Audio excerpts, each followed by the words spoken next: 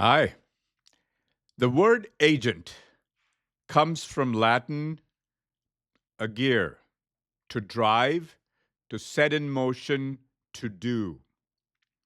Its present participle, agents, meant the one doing, not the one being done to, not the one being managed, surveilled, optimized, or replaced.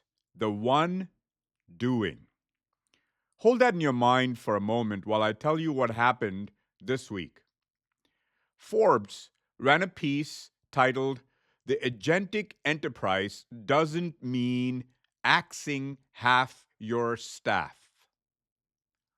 The subtitle is meant to be reassuring. Daniel Dines, CEO of UiPath, and his CMO, Michael Atala, paint a picture of layered AI agents, task agents, stage agents, process level agents, coordinating work across entire enterprises with humans supervising, guiding, and intervening where judgment is required. Jensen Huang is invoked as the hopeful counterpoint to Jack Dorsey's layoff at Block. Imaginative companies, Huang says, use AI to do more, and leaders who default to layoffs are simply out of ideas. All of this is pleasant, but none of it is serious. I say that because in 2,000 words about agents, agency, and the future of the enterprise, not a single sentence asks the question that any first year Latin student would think to ask. Agent, for whom? To what purpose? And who had the agency before you automated it away? The etymology is instructive. When agents entered English in the 15th century, it meant one who acts. By the 16th century, it had already drifted to one who acts on behalf of another, a deputy, a representative, someone authorized to exercise power that belongs to someone else. That drift from doer to deputy is the entire history of labor in a single word. The worker on the assembly line is etymologically the original agent. She is agents, the one doing. She drives, she sets in motion, she performs. Her hands hold institutional knowledge that no org chart captures. Her judgment catches the defect that the sensor misses. Her intelligence, purchased, deployed, and then systematically ignored for decades, is the most stranded asset on any balance sheet in America. But in the language of the agentic enterprise, she's been demoted from agent to patient, the one acted upon. The AI is now the agents. She is what it acts on, or around, or instead of. Her intelligence didn't fail, it was never asked. So, this is not a semantic complaint, it is an ontological one. Dines makes a charming argument about taste. LLMs, he says, are the average of everything, and taste requires a body, experiences, a personality. Therefore, humans still matter. With respect, this is the argument you make when you've already conceded the architecture. If the best case for human beings in the enterprise is that we have taste, some vaguely aesthetic, irreducible je ne sais quoi, then we've already agreed that the real work belongs to the machines. Taste is decoration. Taste is what you hang on the wall after the building has been built by someone else. I've managed manufacturing plants for 36 years across 3 continents. What I've seen on the floor is not taste, it is intelligence, specific, operational, earned, and breathtakingly precise. So, let me tell you about Jamie. Jamie was one of my team leaders at GM's Lansing Delta Township assembly plant. We were running nearly 55 jobs an hour, a car a minute, give or take. When a defect appeared half a mile down the line, in an entirely different section of the plant, Jamie would be moving before most people had read the alert. He knew what the defect was. He knew what tools to bring. He could walk it back 100 cars while the line was still running, tracing the fault to its origin without stopping production, without sacrificing quality.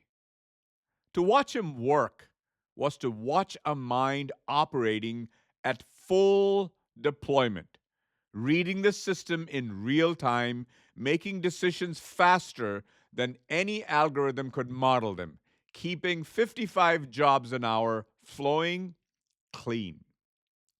I used to wonder where that drive came from, that impossible calm under pressure, until we were talking one day and I learned he'd been a sharpshooter in the Marines, the kind of person who could hit a target a mile away, reading wind and elevation and light in the same instant. The precision was the same. The stakes were different, but the intelligence was identical. The ability to process a staggering number of variables in real time and act decisively under conditions that would paralyze most people. That isn't taste. That is agere. To drive, to set in motion, to do. And it is already paid for. It is on the payroll right now, drawing a wage, waiting to be fully deployed. The question that has never left me is this: was that the full deployment of Jamie's intelligence? Is running defects on a line brilliantly, yes, indispensably, truly all that Jamie was capable of? What would he accomplish in a system that didn't cap him out? Who would he become if his intelligence were not merely used but cultivated? To this day, I lament that Jamie works in a system designed to extract his capability, not expand it. The Forbes piece describes the agentic enterprise as a layered system of agents coordinating work across entire processes, task agents handling discrete steps, stage agents managing phases, and process level agents managing entire workflows. It then says this system mimics the wholly human enterprise in structure and organization, but then evolves beyond it as humans take new roles in and above those layers. Read that again carefully. The enterprise mimics the human organization, then evolves beyond it. Humans take new roles in and above the agent layers. In and above. Not at the center, not as the source, decorating the architecture from the outside. This is the same mistake manufacturing made with automation in the 1990s and 2000, and I was there for every chapter. The logic was pristine. Identify the tasks, declare them simple, automate them, eliminate the headcount, report the savings. Quality inspection, production planning, material handling, one by one, the rungs at the bottom of the ladder were sawed off and fed into the chipper. And the result? 80% of AI projects failed in 2025. Over 500 billion in cumulative automation investments with single digit average returns. Your CD would have done better.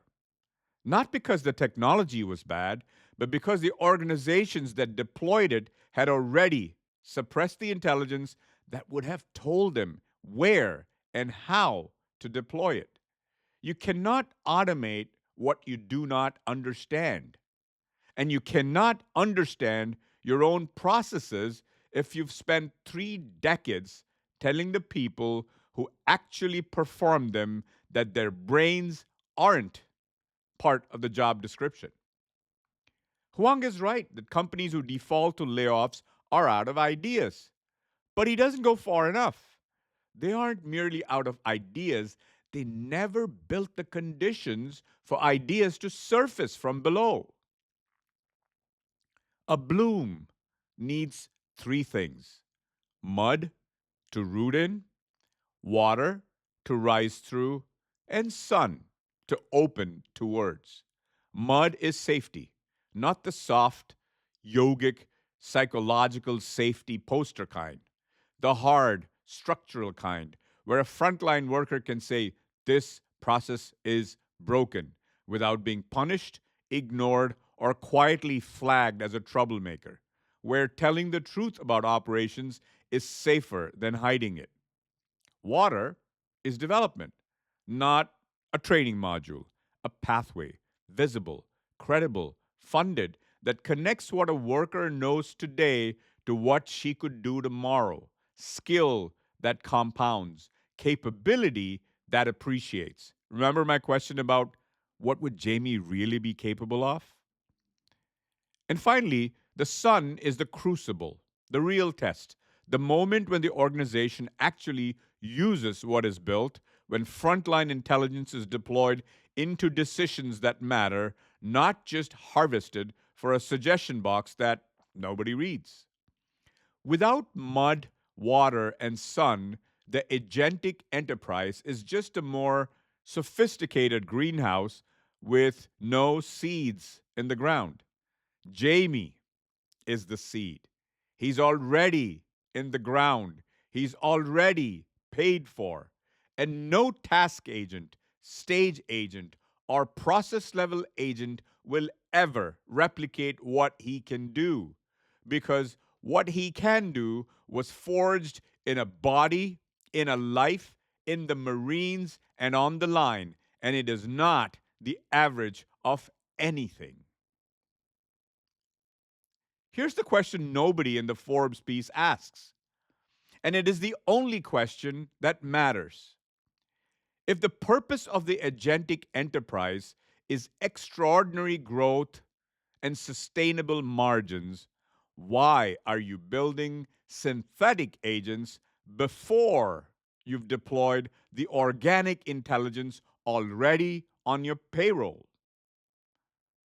But let me sharpen that further because it's not rhetorical. Do you even know how many Jamies you have in your company? Have you counted them? Have you mapped what they know, what they see, what they could do if you let them? Because simply deploying their intelligence, the intelligence you've already purchased that is already appreciating on your balance sheet but not shown, may represent a comparable potential to turbocharge your growth and margins as the agentic systems you're hoping will do it by replacing them, with one critical difference: deploying Jamie is more reliable, more certain, and more sustainable than any software architecture that hasn't been built yet. Jamie's already built. Jamie already works. You just haven't asked him what else he can do. For context, the plant where Jamie ran defects builds enough vehicles to generate roughly 15 billion with a B dollars in annual revenue. That's the enterprise his intelligence was protecting at 55 cars an hour in real time without an algorithm in sight. How much of that 15 billion depended on Jamie and the people like him making decisions that no system captured, no org chart recognized, and no automation vendor knew existed? Jamie makes, at best, published rates $75,000 a year with overtime. Good benefits, thanks to the UAW. 75,000 to protect a $15 billion operation with intelligence that no vendor has figured out how to replicate and no balance sheet has figured out how to value. The question I've never been able to shake is this: what is Jamie's agency actually worth to General Motors if it were truly deployed? Not just used, not just tolerated, deployed systematically, deliberately, with the same investment and seriousness that the company brings to its automation budget, with the same investment and seriousness through which they made him a sharpshooter in the Marines. Takes your breath away. Your workers are not a legacy system to be wrapped in an API. They are capital asset that has been appreciating silently for years, accumulating knowledge, building judgment, developing the very taste that Dines correctly identifies as irreplaceable but wrongly treats as incidental. The word for what they have is not taste, it is agency, from agentia, the capacity to act, to exert power, to produce effect. An agency is not something you grant people after the AI architecture is in place. Agency is the precondition for any architecture worth building. Atala closes the piece by saying the solution for anxiety is action. He's half right. The solution for anxiety is not action, it's agency. The knowledge that you are the one acting, not the one being acted upon, that your intelligence matters, that the enterprise cannot function without what you know. This is what the Bloom system builds. No agents, simply agency. The intelligence is already paid for. Deploy it with greater reliability, greater certainty, and greater sustainability than any layered agent architecture Silicon Valley can sell you. Or keep building synthetic agents on top of stranded human intelligence and wonder why 80% of your projects fail. The Latin is trying to tell you something. Maybe now it's time to listen. Thank you.